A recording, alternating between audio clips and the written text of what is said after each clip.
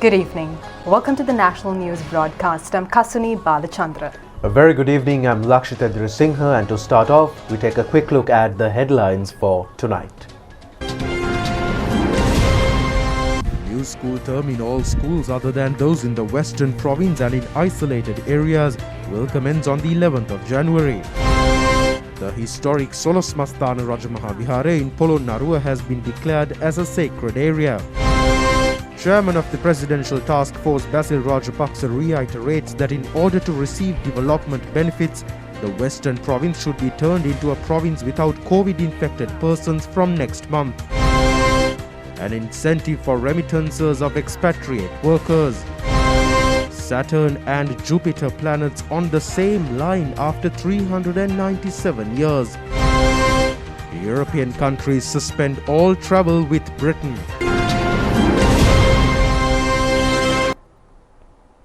Moving on to those and other stories in detail. Minister of Education Professor G.L. Pires said at a media briefing today that the new school term of all schools in the country, other than the schools in the Western Province and in isolated areas, will be reopened on the 11th of January. The third term school vacation is also scheduled to commence on the 24th of January. The minister further said that all decisions pertaining to opening of schools are being taken entirely on the advice of health authorities. Minister of Education Professor G.L. Pires said that schools in the Western Province should not be reopened at this moment. He added that it is also not appropriate to reopen schools in police divisions that continuously remain under isolation. The minister further said that the situation will be evaluated once in every 10 days and maximum efforts will be made to reopen schools in these areas as soon as possible according to health guidelines. Furthermore, conducting of academic activities from grade 1 to 5 in schools which currently remain open will also be reopened on the 11th of January after the third term vacation. All preschools in the island, other than those in the Western Province and in isolated police divisions, will also be reopened on the 11th of January. These decisions will become applicable for daycare centers as well. The minister has requested not to send a student to school if either the student or any other member of the family falls sick. If any member of the family is subjected to a PCR test, such families have been requested to not send their children to schools until receipt of results of such PCR tests. The historic Solosmasthana Rajamaha Vihara of Polonnaruwa has been declared as a sacred area. The ceremony in connection with the presentation of the Sannaspatra was conducted yesterday under the patronage of Prime Minister Mahinda Rajapaksa. The event has taken place at the Uttararama Galge Vihara. The Prime Minister, upon engaging in religious observances, has called on Anunayaka of the Asgiri chapter of the Siam Mahanikaya and chief incumbent of Solosmasthana in Polonnaruwa, as well as the Viharadipati of the Gedige Rajamaha Vihara of the Asgiriya chapter Kandy, Venerable Vendaruwe Sri Upali Thero. The Mahasangha, headed by the Venerable Thero, has chanted Set Pirit to bless the Prime Minister and the invited MPs and ministers. The historic Solosmasthana Rajamaha Vihara in Polonnaruwa has been declared as a sacred area through an extraordinary gazette notification. State Minister Siripala Gamlat, Parliamentarian Amarakirti Atukorala and Secretary to the Ministry of Buddha Sasana, Religious and Cultural Affairs, Professor Kapila Gunawardena, have also attended the ceremony.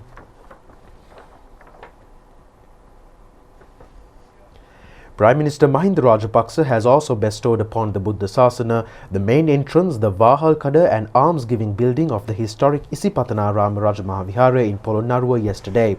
He has also unveiled the commemoration plaque to declare open the main entrance and the Sri Panyaransi Nahimi commemoration Danasala building. The building of the almsgiving was constructed under the patronage of Venerable Udagama Sri Dhammananda Thero and under the guidance of Venerable Matale Anomadasi Thero. It was constructed entirely through the labours of the Sri Lanka Army.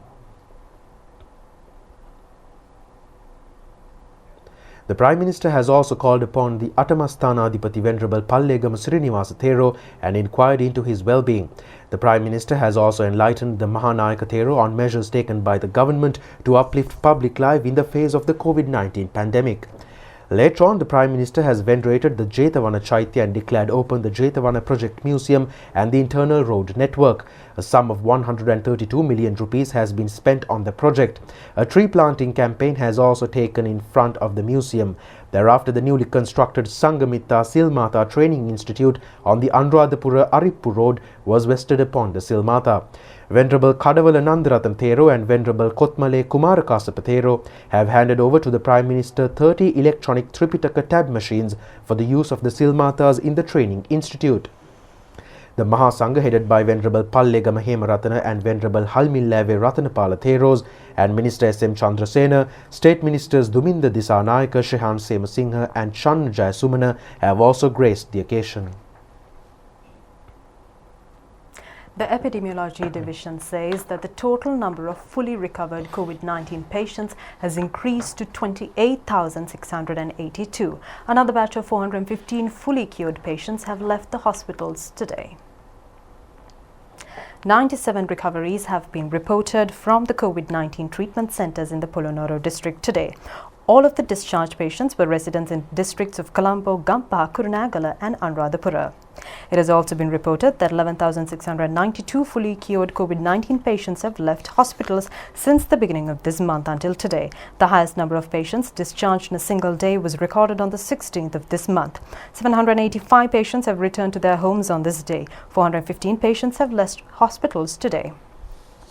The percentage of fully cured COVID-19 patients has increased to 75.57. The percentage of COVID-19 patients continuously receiving treatments is at 23.96, which equals to 8,818 patients.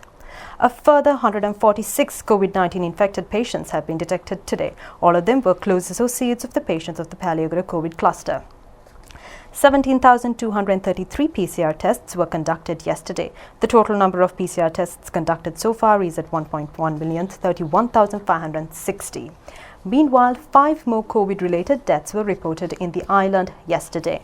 The victims were residents aged 71, 52, 44 and 49 of Panagoda, Colombo 8, Colombo 12, Colombo 2 and Bandaragama. Maulavi Anwar Hakamuddin requests the general public not to fear attending to antigen and PCR tests. Zonal Director of Education Radha Krishnan says that 5 schools temporarily closed down in Vavuniya in the past few days have been reopened with effect from today. These schools were Vavuniya Tamil Central College, Rambakulam Girls School, Gamini Central College, Al-Aqsa Muslim College and the CTMS College. Eastern Province Governor Anuradha Yahampath says that measures have been taken to temporarily close down all schools in the Trincomalee Education Division with effect from today. The decision has been taken following detection of 15 COVID-19 patients in the Trincomalee town limits. The Ministry of Foreign Affairs has granted permission for the return of expatriate Sri Lankans or dual citizens to the island with effect from the 26th of this month. However, they have been permitted arrival on the basis of undergoing quarantine in a hotel named by the authorities at their expense. The ministry further says that it is organizing special flights and other facilities through coordination of Sri Lankan embassies abroad. Accordingly, government-sponsored quarantine facilities are to be provided for migrant workers, students, patients, short-term visa permit holders, as well as for army and state officials. District Director of Health Services and Specialist Physician Dr. Imesh Pratapasinghe requests the general public to refrain as much as possible from travelling in the Nuwara area unless attending to urgent duties. In the meantime, Deputy Director General of Health Services Dr. Hemantha Herath urged the public to extend their fullest support in controlling the outbreak by restricting their movement to a minimum during the festive season. He also emphasized that the movement of the public, especially for seasonal shopping, may endanger children from contracting COVID-19 by unnecessarily exposing them to outer society. He made these remarks during a media briefing held today. Up to now, the Ministry of Health, together with all relevant stakeholders, have taken several steps to control the COVID-19 disease, and we have seen that in many areas the situation is becoming under control, but due to the increased movement of people from different places, small clusters in small numbers still we are observing. However, we believe that these clusters can be controlled, but for this it is important that every citizen of this country needs to give their fullest support to control this. In this regard, I would urge the public that during this season and in the New Year period, please restrict your movements to the minimum and make sure that only you are going out only for essential purposes, and limit your shopping, limit the number of family members accompanying you for shopping, and try to make sure that they are safe and they are protected by confining themselves to home and without exposing them to unnecessarily to outside the world in the way that they can get the disease. And we have seen that the number of children have got positive, and this is alleged that this is due to the parents taking their children for shopping. And it may be true, may not be, but again we need to request the parents to make sure that your children are staying at home while you go for shopping, because in this way you all are exposing your children unnecessarily for this danger. Chairman of the Presidential Task Force on Economic Revival and Elimination of Poverty, Basil Rajapaksa, says that the Western Province should be turned into a zone devoid of COVID-19 infected patients in order to receive the benefits of the proposed development projects. The Western Province is regarded as the center of the national economy. The chairman of the Presidential Task Force has made these remarks participating in the Gama Samaga Pilisandarak Tulin Vada Samaga Yaligamata national program held at the Temple Trees today. He has also pointed out on this occasion on the need to develop infrastructure facilities on the rural as well as on urban levels. The chairman added that the government has spent a large sum of money on education, water supply, roads, playgrounds, and also on reconstruction of mine irrigation projects. 10 billion rupees have been set aside for livelihood development. It has also been disclosed at the meeting that a massive amount has been allocated through the recent budget on narcotics control. A special program has been prepared to prevent intrusion of drugs into the country. It has also been anticipated to implement a joint program to safeguard water resources in the Western Province. Chairman of the Presidential Task Force on Economic Revival and Elimination of Poverty, Basil Rajapaksa, said that he invites all, and especially those in the Western Province, to commit themselves for the development of the country. He also requested them to think in a new fashion without being restricted to usual ways of thinking.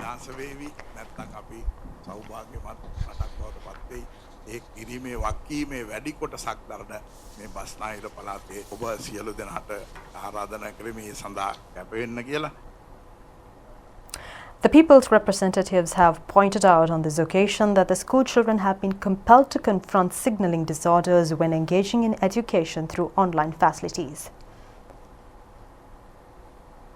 Cabinet and state ministers, parliamentarians, political representatives and state officials in the Western Province, including the Western Province Governor Roshan Gunatilaka, have also participated on this occasion. The government in a media release says that the role of Sri Lankans employed overseas and their contribution to the economy amidst the challenges arising from the COVID-19 pandemic has been appreciated through a proposal in the budget of 2021. Accordingly, it has been proposed to pay an incentive of 2 rupees per US dollar when such employees or their beneficiaries convert such remittances of earnings into Sri Lankan rupees.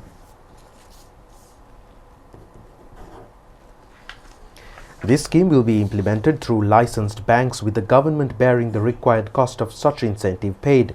The necessary instructions on the implementation process will be issued by the Central Bank of Sri Lanka. All Sri Lankan working overseas are invited to make use of this opportunity to remit their funds through secure sources and earn more at the point of conversion to Sri Lankan rupees.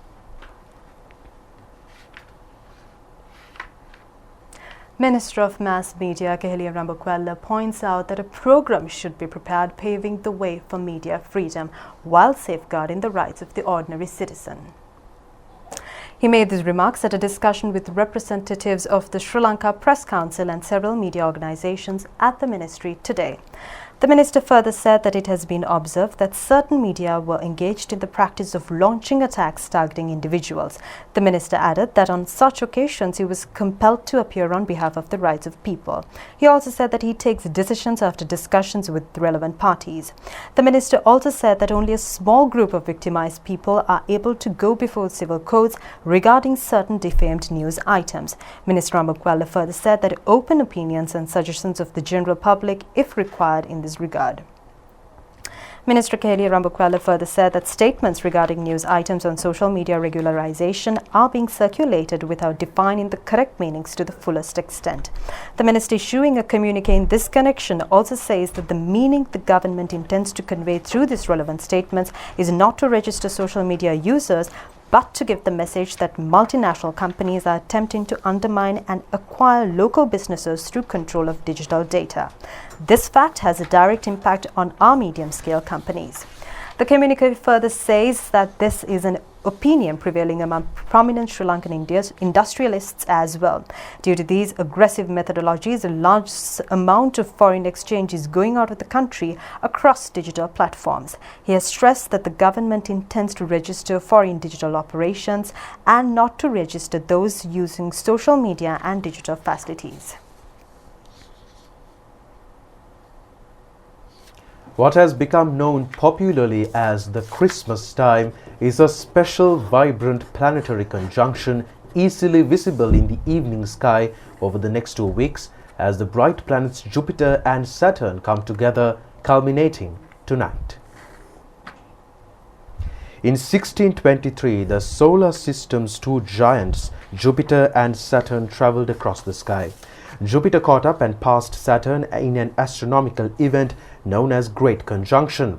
It has been nearly 400 years since the planets passed this close to each other and nearly 800 years since the alignment of Jupiter and Saturn occurred at night.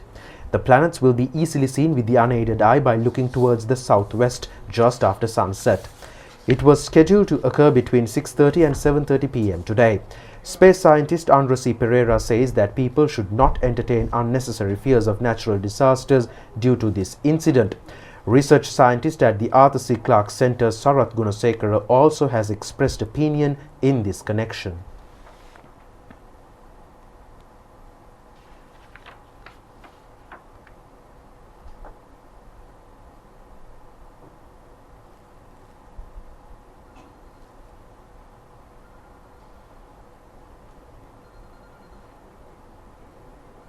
We are right now at the Colombo University Astronomical Observatory premises. Members of the Astronomical Society of the University of Colombo are trying to capture an image, and also through post media we are trying to webcast it, but still the sky is very cloudy, but we can see only the moon slightly. So we have enough more time and we are waiting to capture an image of these great two planets, Jupiter and Saturn. The Jupiter is about 1,370 times bigger than Earth, and Saturn is about 740 times bigger than Earth. So when they join together, actually they don't merge each other, but when you look at through them in the line of sight, that you will see them are very close to each other, and this happens once in every 19.6 years, but those are called conjunctions when coming together, but this is the greatest conjunction that we are experiencing in 397 years. One of the main features of the Saubhagya Dakma, or Vision of Prosperity policy statement, is to manufacture locally every item wherever it is possible. The importance of this issue has been further substantiated due to the COVID-19 pandemic. Cultivation of many agricultural crops within the country has already commenced. Many groups have commended the government's initiatives to locally produce not only agricultural products but many other items as well. The people in Sri Lanka are also inclined to celebrate the upcoming Christmas on a religious note.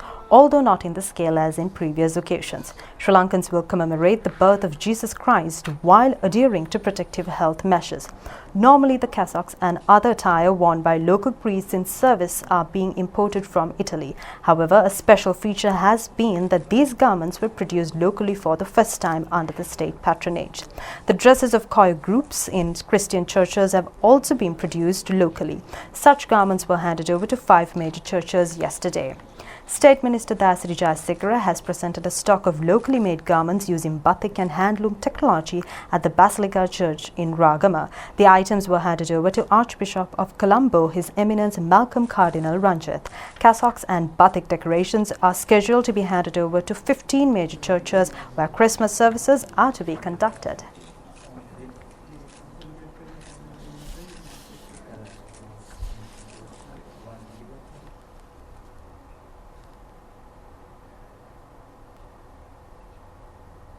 And that's all the stories for tonight. We'll see you tomorrow at the very same time. Good night. Good night.